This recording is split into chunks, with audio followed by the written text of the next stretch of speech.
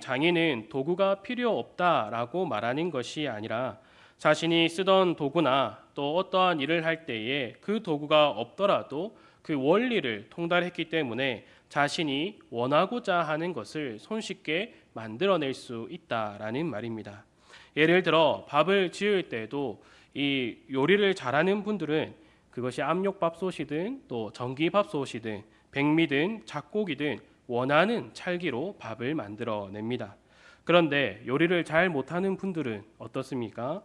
압력밥솥을 한 번도 써보지 못했다고 밥을 못 만들겠다라고 말을 합니다.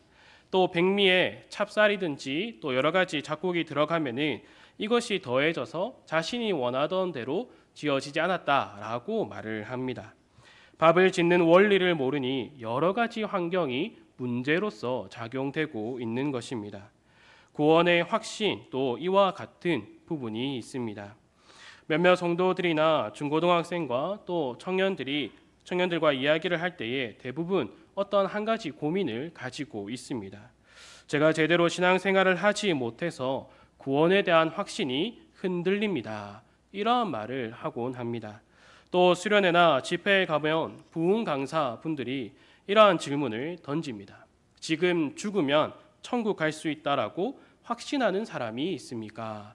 이러한 질문을 던지곤 합니다. 구원에 대한 확신 중요합니다. 그러나 우리가 생각하는 확신과 또 성경에서 말하는 이 구원의 확신은 조금 다른 모습을 가지고 있다라는 것을 우리가 말씀을 통하여서 확인할 수 있습니다. 우리가 생각하는 구원의 확신이란 죄인인 내가 하나님의 자녀가 된 차원에서의 확신만을 생각합니다. 그래서 내가 그 옛 본성에 따라서 죄의 본성으로 연약하고 또 어리석고 미련한 모습을 보이면 그 상황에 따라서 구원의 확신이 흔들린다라고 말을 하곤 합니다. 그러나 성경에서는 이러한 차원에서의 구원의 확신에 대하여 말하고 있지 않다라는 것입니다. 우리가 얻은 구원이 얼마나 완전한가? 그리스도께서 이루신 그 구원은 절대로 실패되지 않는 것에서의 구원의 확신을 지금 말하고 있다라는 것입니다. 바울이 어떻게 말하고 있습니까?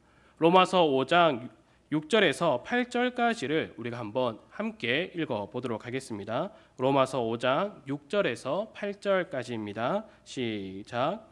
우리가 아직 연약할 때에 기약대로 그리스도께서 경건하지 않은 자를 위하여 죽으셨도다.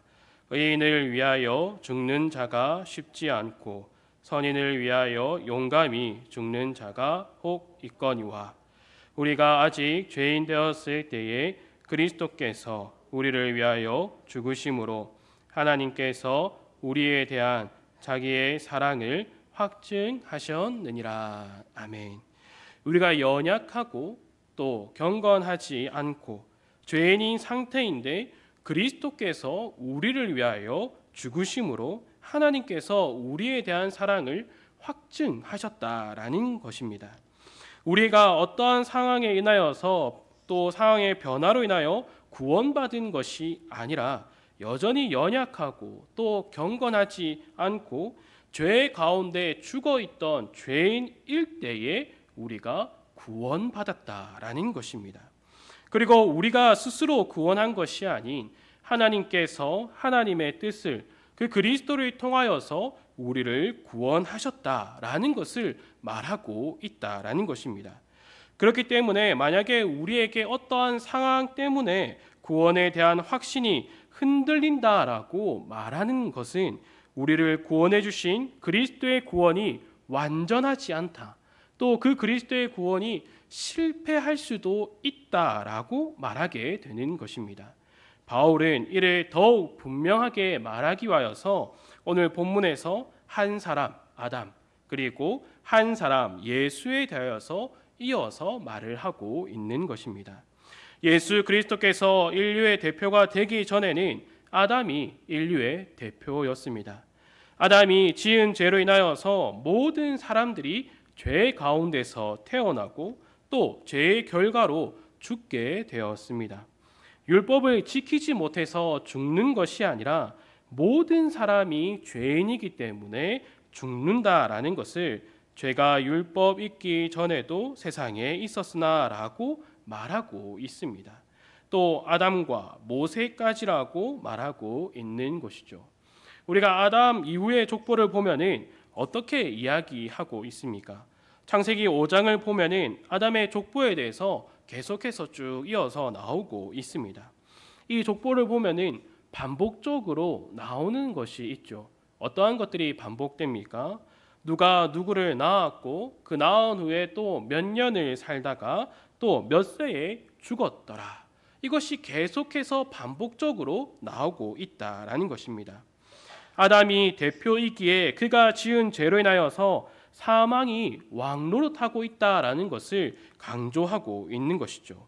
인류는 그 사슬에 매여 있는 종이었다라는 것을 보여주고 있는 것입니다. 종이 종의 신분에서 벗어나기 위해서는 어떻게 해야 합니까? 한 두 가지 방법이 있을 겁니다.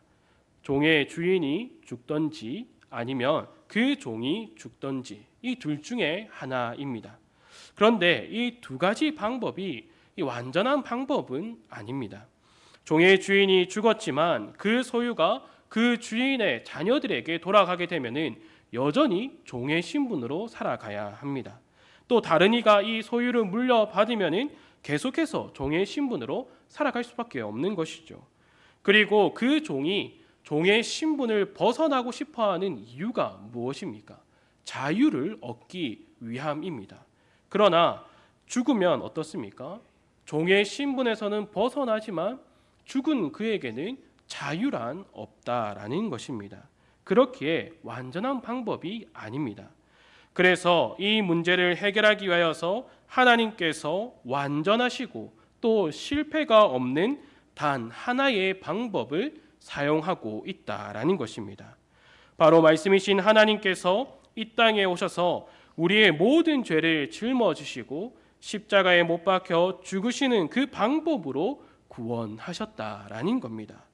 죄에서 왕노릇하는 사망, 죄의 종으로 있던 인류에게 왕노릇하는 그 사망을 패하고 또 죄가 없으신 예수님께서 죄인들의 대표로 죽으심으로 인하여서 앞서 종이 그 신분을 벗어나기 위한 방법이 두 가지가 있다고 했는데 무엇이었습니까?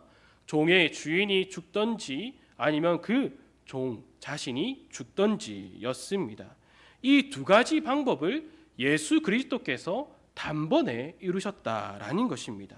그것을 한 번에 이루심을 통하여서 이것이 완전하고 실패가 없는 구원을 이루신 이가 바로 예수 그리스도이시다라는 겁니다.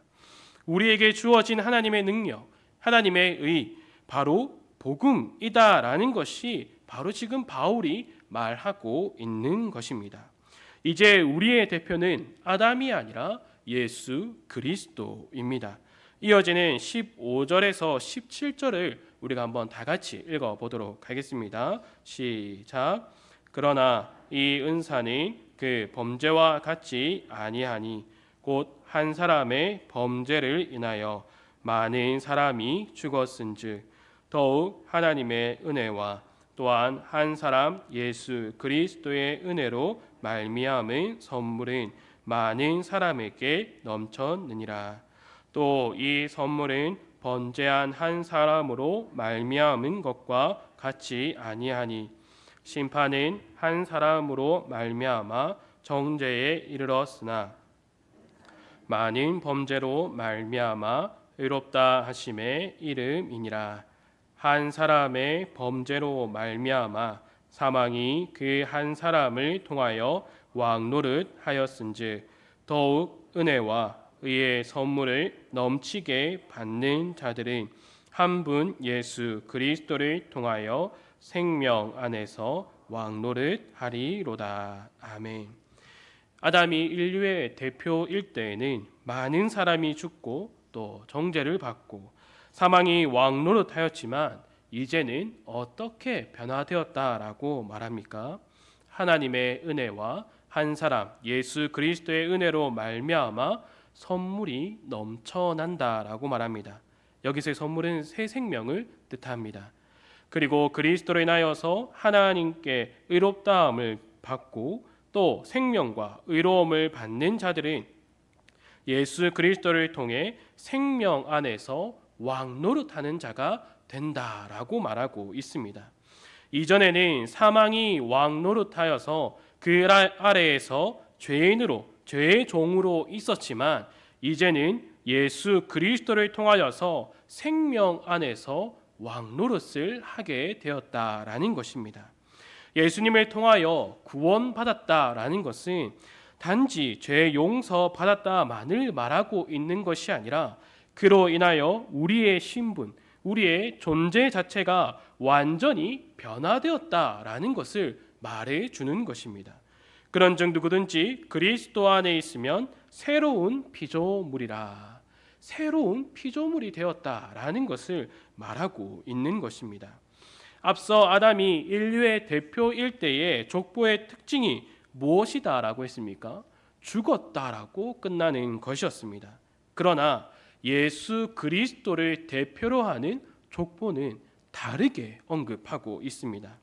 마태복음 1장에 있는 족보를 보면은 아브라함이 이삭을 낳고 이삭은 야곱을 낳고 야곱은 유다와 그의 형제들을 낳고 계속해서 낳았다라고만 계속해서 이야기하고 있습니다. 그리고 또 족보가 나오고 있죠. 누가복음 3장에서는 예수님의 족보는 또 어디를 향하고 있습니까? 다른 족보들과 달리 역순으로 나오는데 계속해서 올라가면서 아담에서 멈추고 있는 것이 아니라 그 위는 하나님이라 여기서 끝을 맺고 있습니다. 이제는 죽음이 가득한 족보가 아니라 생명이 넘쳐나는 족보이며 하나님과 단절된 것이 아니라 다시금 하나님의 관계가 회복되고 화목을 누리는 관계가 되었다라는 것을 인류의 대표가 그리스도로 바뀜을 통하여서 이 모든 것들이 이루어지고 있다라는 것을 말해주고 있는 것입니다. 이것이 바로 예수 그리스도로 인하여서 이루어진 구원의 확신이다라는 것을 바울이 이 로마서를 통하여서 알려주고 있는 것입니다. 구원의 확신이란 단지 우리의 환경, 우리의 행동, 우리의 감정으로 인하여서 변화되는 것이 아니라 하나님께서 그리스도를 통하여서 이루신 완전하고 실패되지 않는 구원, 이것을 분명하게 바라보고 깨닫는 것이 중요하다라는 것입니다. 주안의 사랑하는 성도 여러분, 바로 이 구원의 확신에 서 있는 우리 모든 성도분들이 되기를 간절히 소망합니다. 나아가 우리는 이 구원의 확신에 서 있다라는 것이 또 과연 무엇인가에 대해서 우리는 깊이 생각을 해 보아야 합니다. 고린도전서 1장 2절과 3절을 우리 한번 보도록 하겠습니다. 고린도전서 1장 2절과 3절을 제가 한번 읽어 드리도록 하겠습니다. 고린도에 있는 하나님의 교회 곧 그리스도 예수 안에서 거룩하여지고 성도라 부르심을 받은 자들과 또 각처에서 우리의 주 곧 그들과 우리의 주 되신 예수 그리스도의 이름을 부르는 모든 자들에게 하나님 우리의 아버지와 주 예수 그리스도로부터 은혜와 평강이 있기를 원하노라. 아멘. 구원의 확신에 서 있다라는 것은 첫째로 나 자신이 하나님의 교회로 부름을 받았다라는 것을 확실히 아는 것입니다. 그래서 우리 안에 나 자신이 있는 것이 아니라 예수 그리스도께서 보내주신 성령 하나님이 그 안에 있다라는 것, 우리 안에, 나의 안에 성령 하나님께서 계시다라는 것을 분명하게 깨닫는 것을 말하는 것입니다. 이것을 깨닫는 자들이 내 생각과 나의 가치관과 나의 유익을 위하여서 행동하지 않습니다. 그 성령 하나님께서 나를 붙들어 주심을 통하여서 성령 하나님의 인도하심에 따라 살아가게 된다라는 것입니다. 두 번째로는 그리스도 안에서 거룩하여진다라는 것입니다. 거룩은 이 첫째 되는 의미가 구별됨을 말하고 있습니다. 즉 그리스도 안에 들어왔기 때문에 이제는 우리가 구별된 자, 거룩한 자가 되었다라는 것입니다.